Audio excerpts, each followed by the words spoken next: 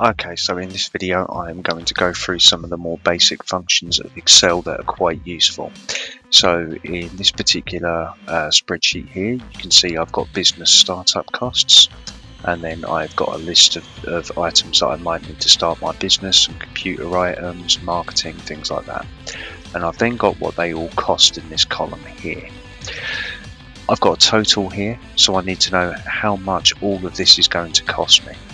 Now I could add all this up manually, but that sounds like hard work. So what I'm going to do is I'm going to highlight the box where I want the total to be, drag up so all of the numbers that I need adding up are highlighted. I'm then going to go to the top right hand side of Excel and I'm going to click on Autosum. There we go. And as you can see, it's added up the figure.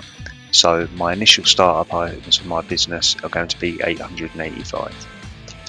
Now the second thing we need to do is up here it says initial costs in pounds, but there's no pound signs on any of these. Some of them have got 2 decimal places, some of them have got none. It's just not very clear. So again, I'm going to make sure they're all highlighted here. I'm going to right click and go to Format Cells. So I'm going to go to my category menu here. I'm going to go on Number. Okay, and it says decimal places here, and I want to make sure that that says 2, so that's good. I'm going to go down to the next one that says currency. I'm going to make sure that pound is selected, but as you can see, you could pretty much select any currency you wanted worldwide. So I'm going to select pounds. So I've selected decimal places and pounds. Click OK. And as you can see, it's made those changes. All of the data now has 2 decimal places and it's illustrated in pounds. Here's another little function that you can do, which is the sort function. Now, all of these initial start items even, they're not in any particular order.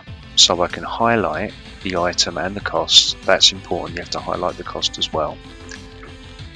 Right click, go sort, and now it's given me some options. I can sort them from A to Z alphabetically, Z to A alphabetically. I'm just going to go A to Z. There we go. So as you can see, it's now sorted the startup items alphabetically.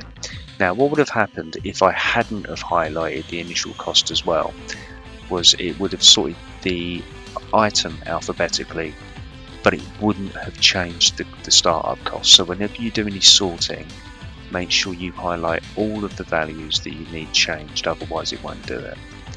Now over here I've got yearly costs, so I can do the same thing. I can click on total yearly costs, I can scroll up, do an auto sum in the top right, like so.